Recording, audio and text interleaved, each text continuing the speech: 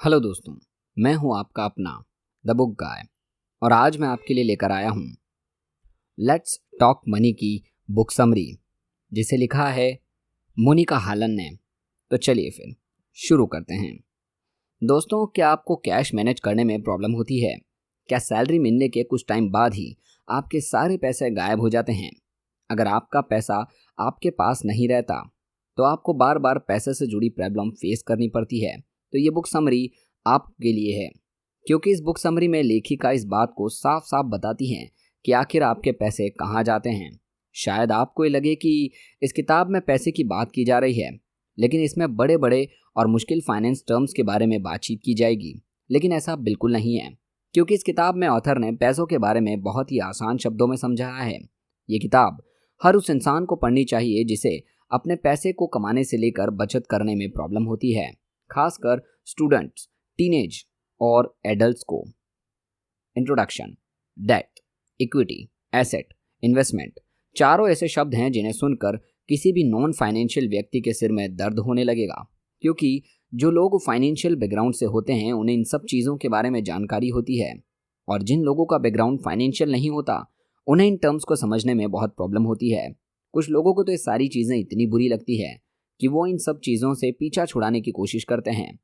लेकिन आपकी जानकारी के लिए बता दें कि आप चाहकर भी ऐसा नहीं कर सकते, क्योंकि फाइनेंस की नॉलेज के बिना आप इन चीज़ों को समझ नहीं मिलेगी, और पैसों को समझना आपको तभी मुश्किल और डरावना लगेगा जब आप उसके बारे में इस तरह से सोचेंगे।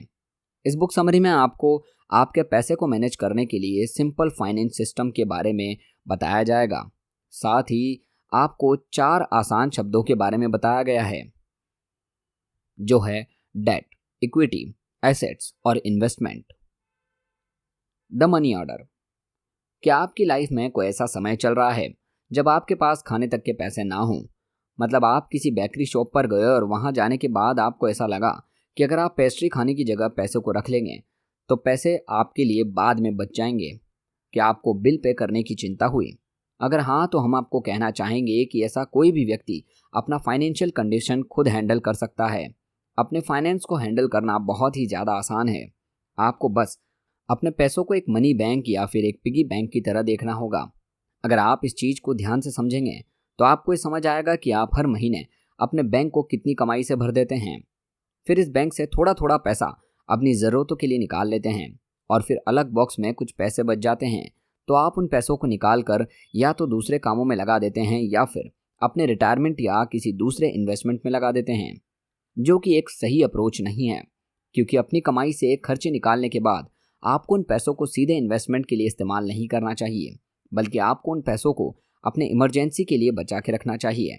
यहाँ इमरजेंसी का मतलब कुछ भी हो सकता है कि आप कोई दुर्घटना का शिकार हो जाएं, या फिर आपकी नौकरी चली जाए, या फिर आपके किसी खास की मौत हो जाए।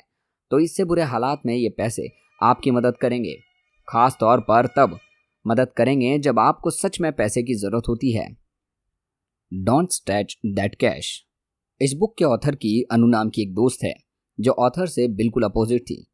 बुक की ऑथर मोनिका जहां हर चीज़ को पूरे प्लान के साथ इम्प्लीमेंट करने में यकीन रखती थी, वहीं उनकी दोस्त अनु चीज़ों को बस यूं ही कर लेती थी। अनु एक फ्रीलांसर डिज़ाइनर थी, जिसके पैसे के बारे में बात करना बहुत बुरा लगता था, यहाँ तक कि वो इस बारे में बात करने को टाइम वेस्ट करना समझती थी। लेकिन एक दिन अनु खुद मोनिका पैसे के बारे में बात करती है, जिसे सुनकर मोनिका को भी काफ़ी हैरानी होती है। अनु मोनिका को बताती है कि हर महीने उनके बैंक में पैसे तो आते हैं, लेकिन फिर उनके पैसे कहाँ चले जाते हैं, या यूं कहें कि कैसे खर्च हो जाते हैं, उन्हें समझ ही नहीं आता। अनु की परेशानी को सुनने के बाद मोनिका ये कहती है कि अनु की प्रॉब्लम और आप सभी की प्रॉब्लम एक जैसी ही है। आप लोग हमेशा अपने पैसों को बिना कोई सिस्टम बनाए खर्च कर देते हैं, और फिर बाद में ये कहते हैं कि हमारे पास सेव करने जितने पैसे हैं ही नहीं। अगर आपको ये समझ नहीं आ रहा है कि आपका पैसा आखिर महीने के लास्ट तक कहाँ चला जाता है, तो आपको पहले सिर्फ 2 चीज़ों पर ध्यान देना चाहिए। पहली चीज़, आपका पैसा कब आ रहा है, और दूसरी लेकिन सबसे ज़रूरी चीज़ कि आपका पैसा कहाँ जा रहा है। हाँ, शुरुआत में आपको सिर्फ अपने पैसों पर ध्यान देने की ज़रूरत है। हो सकता है कि आपको सुनने में ये चीज़ थोड़ी बोरिंग लगे, लेकिन आपको अपने खर्च का हिसाब रखना ही होगा, क्योंकि अगर आप इस काम को बोरिंग तरीके से लेंगे तो आप कभी भी अपने पैसे के बारे में जान नहीं पाएंगे। ऑथर ये भी कहती है कि जब आप अपने पैसे पर अपने खर्च पर ध्यान करना शुरू करेंगे, तब आपको एहसास होगा कि आपका कितना ज़्यादा पैसा खर्च करते हैं और आपका एक कहना बिल्कुल खर्चीले नहीं है, आपको ये गलतफहमी भी दूर हो जाएगी। अपने खर्च पर ध्यान देने से ही आपको पता चलेगा कि आप कैसे सिर्फ डिस्काउंट देखकर ही चीज़ें खरीद लेते हैं, और कभी कभी तो आप उन चीज़ों को भी खरीद लेते हैं जिनकी आपको बिल्कुल ज़रूरत नहीं है। आप शॉपिंग के दौरान अपने बजट से ज़्यादा चीज़ें खरीद लेते हैं। मोनिका की बात को अनु समझती है, लेकिन खर्चों का हिसाब रखना अनु को बहुत ही ज़्यादा बोरिंग लगता है, और ये चीज़ सिर्फ अनु को ही नहीं बल्कि दुनिया के हर इंसान को बुरी लगती है, क्योंकि ये चीज़ करना बहुत ही ज़्यादा मुश्किल कामों में से एक है। इसलिए इस मुश्किल काम को समझते हुए मोनिका एक आसान तरीका बताती है, जिससे आप और अनु दोनों ही अपने खर्च पर नज़र रख पाएंगे। अपने खर्चे और इनकम पर नज़र रखने के लिए आप अलग अलग कैटेगरी बना लीजिए। वैसे तो आपको सिर्फ इनकम, एक्सपेंस और सेविंग की ज़रूरत होती है, लेकिन आप चाहें तो इसकी एक से ज़्यादा कैटेगरी भी बना सकते हैं। अपने पैसों को मैनेज करने के लिए मोनिका भी 3 अलग अलग बैंक अकाउंट का इस्तेमाल करती है। मोनिका ने अपने पहले बैंक अकाउंट का नाम इनकम अकाउंट रखा है, दूसरे बैंक अकाउंट का नाम स्पेंडिंग अकाउंट और तीसरे बैंक अकाउंट का नाम इन्वेस्टमेंट अकाउंट रखा है। मोनिका कहती है कि इस तरह अलग अलग अकाउंट बनाकर आप अपने पैसों पर नज़र डाल पाएंगे। साथ ही वो कहती है कि मान लीजिए आपके घर के बगीचे में कोई मुर्गा है जो यहाँ वहाँ घूमता है और जिसे देखकर आपको बहुत अच्छा लगता है, तो क्या आप उस मुर्गे को खा पाएंगे? मोनिका आपकी तरफ से जवाब देती है और कहती है कि नहीं, क्योंकि जिस चीज़ को पसंद करते हैं उसे आप नहीं खा सकते। ठीक उसी तरह जब हम किसी एक आइडेंटिटी या यूं कहें कि पहचान दे देते हैं, तो फिर उसे खर्च करने में हमें बुरा लगता है। मोनिका बताती है कि उनके सेविंग अकाउंट में जब उनकी सैलरी आती है तो वो अपने ज़रूरत के मुताबिक पैसे हटाकर अपने स्पेंडिंग अकाउंट में डाल देती है, और अगर कुछ पैसे बच जाते हैं तो वो उन्हें इन्वेस्टिंग अकाउंट में डाल देती है।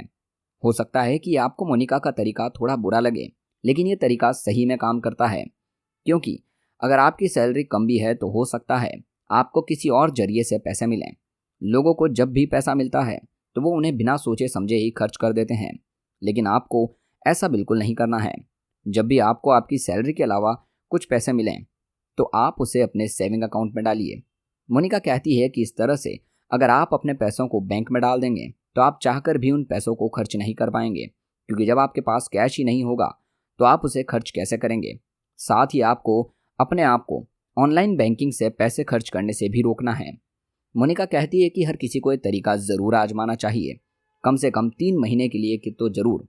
इस बीच हो सकता है कि आपको अपने स्पेंडिंग अकाउंट में पैसे कम लग रहे हों, लेकिन आपको अपने इन्वेस्टिंग अकाउंट के पैसों को स्पेंडिंग अकाउंट में नहीं डालना है।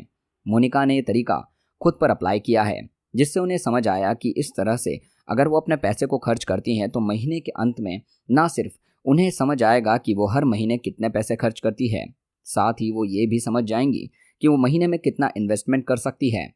ये समझने के बाद वो चाहे तो अपने सेविंग को बढ़ा सकती है। जब आप और अपने पैसों को अलग अलग लेबल लगा देते हैं, तब आप अपने पैसों को खर्च होने से बचा लेते हैं, क्योंकि तब आपका दिमाग बिहेवियरल इकोनॉमिक्स को समझने लगता है। जब आपको अपने बजट पर चलने की आदत हो जाती है, तब आपको उसमें चेंज लाना अच्छा नहीं लगता। Finally we are investing. शुरू में आप सभी को मोनिका की भी खुद को इन्वेस्टिंग से दूर रखना चाहती थी, क्योंकि आप ही की तरह मोनिका को भी इन्वेस्टिंग कॉम्प्लिकेटेड और डरावना लगता था।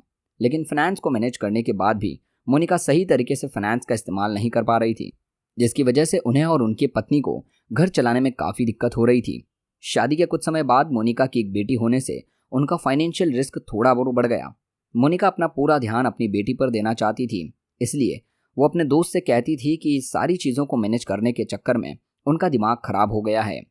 अपने घर पर एक नए मेंबर को वेलकम करने की वजह से मोनिका की लाइफ में काफ़ी सारी चेंजेस आ गई थी।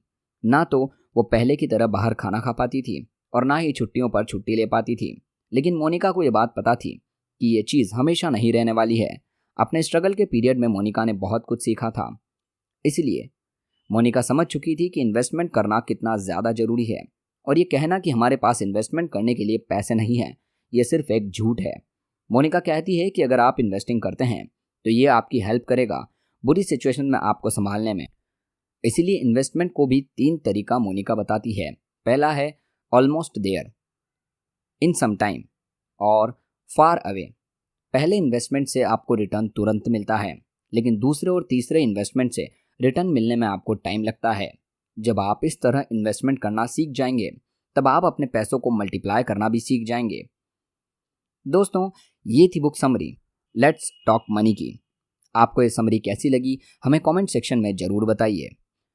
और अगर आपको ये समरी अच्छी लगी हो तो इस वीडियो को लाइक और चैनल को सब्सक्राइब जरूर करें।